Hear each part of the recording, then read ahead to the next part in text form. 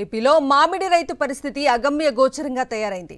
6 నెలలుగా మామిడి రైతులకు డబ్బులు చెల్లించకపోవడంతో ఆందోళనకు దిగారు. కొనుగోలు సమయంలో కిలోకి 8 రూపాయలు ఇస్తామని చెప్పి జ్యూస్ ఫ్యాక్టరీలు యాజమాన్యాలు ఇప్పుడు మాట మార్చాయి. సగానికి పైగా కోత పెట్టి కిలోకు 3 నుంచి 4 రూపాయలు మాత్రమే ఇవ్వడంతో నిరసన బాట పట్టారు రైతన్నలు.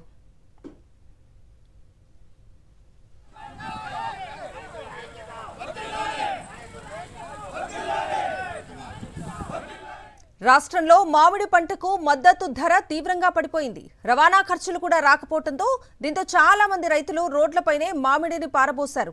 రైతన్నల ఆందోళనతో దిగివచ్చిన కూటమి ప్రభుత్వం జ్యూస్ ఫ్యాక్టరీల యాజమాన్యాలతో మాట్లాడి కిలో మామిడికి 8 రూపాయలు ఇప్పిస్తామని ప్రకటించింది. కేవలం ప్రకటనలకే పరిమితమైన సర్కార్ ఆ తర్వాత రైతులను పట్టించుకోవటం మానేసింది.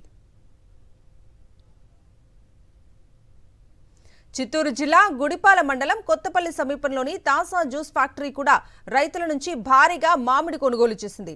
అప్పుడు 8 రూపాయల చొప్పున ఇస్తామని చెప్పిన యాజమాన్యం 2 రోజులుగా చెక్కుల రూపంలో బిల్లులు చెల్లిస్తోంది. అయితే కిలోకి 8 రూపాయలకు బదులు కేవలం 3 నుంచి 4 రూపాయలు మాత్రమే ఇస్తోంది. దీంతో ఫ్యాక్టరీ వద్దకు చేరుకున్న రైతులు యాజమాన్యంపై తిరగబడ్డారు.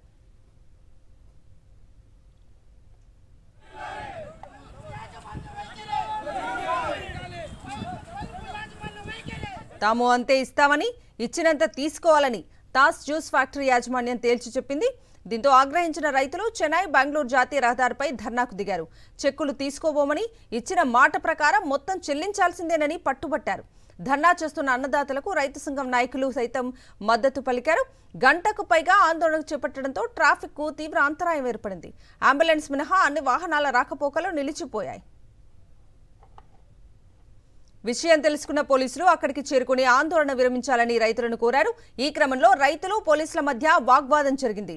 కలెక్టర్ వెంటనే స్పందించి తమ సమస్య పరిష్కరించాలని డిమాండ్ చేయడంతో ఆర్డీఓ శ్రీనివాసులు అక్కడికి చేరుకుని వారిని కలెక్టరేట్కు పంపించారు.